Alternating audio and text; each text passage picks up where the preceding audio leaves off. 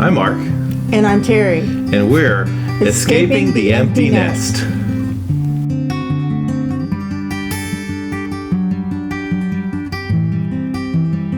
Thanks for joining us for part 2 on our Mother's Day weekend trip to Denver, Colorado.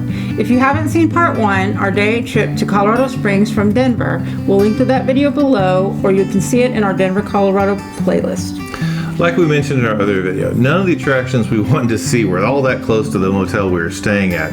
It would have been more ideal for us to stay in a closer near to Estes Park, which is where we spent the next day visiting the Colorado Rockies National Park. Even though the scenery was beautiful, it was still time spent in the car and not exploring beautiful Colorado.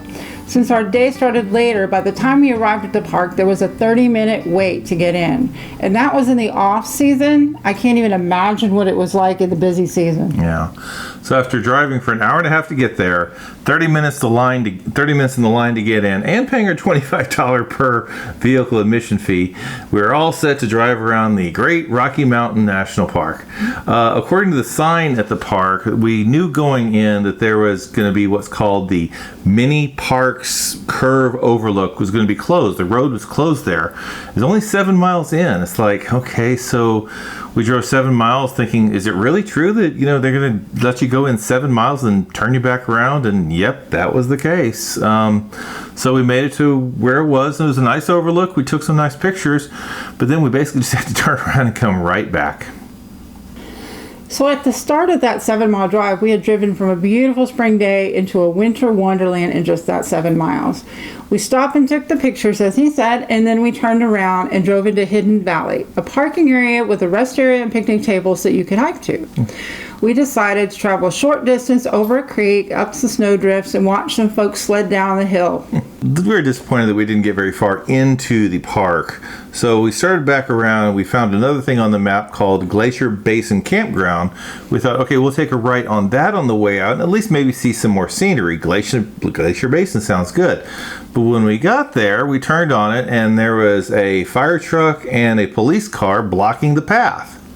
So we couldn't even go there. We didn't know how long it would be blocked, so we just left and went back to Estes Park. Well, we could have taken that one-way dirt road that went up the mountainside, but since we had a rental car, we didn't want to chance it. No, not at all. Rocky Mountain National Park, we found out the hard way, is a very seasonal park. Yeah, somehow in all of the research I made, I missed the part where the park wasn't even going to be open till after Memorial Day. Well, live and learn. So we had extra time in the day and we had nothing else on our itinerary for the whole rest of the day. So we decided to do something kind of crazy. Since we had seen our friends Mark and Jocelyn Walter's video on Cheyenne, Wyoming, we decided to take the 100-minute drive to Cheyenne.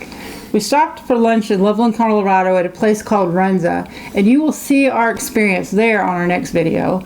But then we made our way to the square in Cheyenne. Yeah, we took some pictures of the square and read the history of the architecture. A lot of the buildings there are over 100 years old, and they had them labeled, explaining which building was which and how old they were. It was really well done.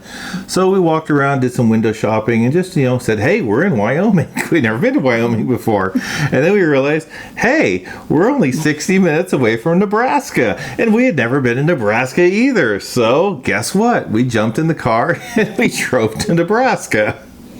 Or just barely inside the border, so I could say it that counts. I've been in another state. It still counts. Still Nebraska. Mark really enjoyed driving back to Denver. The roads were so straight. We were the only ones on the road. Hey, you even took a chance practicing the left turn driving. Practice on the left side of the road. And it was so straight and stress-free. We just really enjoyed that drive. It was beautiful. Stress-free driving is so amazing. All in all, for a disappointing day, we really had fun together on our impromptu side trips. Sometimes the best part about vacation is winging it and exploring. Yeah, I do tend to overplan trips. I do tons of research, and I tried not to do it this trip because I thought we'd just wing it, and I missed the part about the Rocky Mountain State Park, National Park, being closed, parts of it being closed certain times of the year. I really wish I'd seen that, but live and learn, and we will go back someday, not only for this, but for Pikes Peak. Wow. Well, we really hope you feel like subscribing to our channel. We have more videos to come. The next video in the series will be about unique Colorado area restaurants, and then we have a video on our day trip to the Georgetown Loop Railroad and exploring the silver mining caves, and then we went to the Buffalo Bill Museum in Graveside. We hope you've enjoyed this, and we will see y'all later. Bye for now.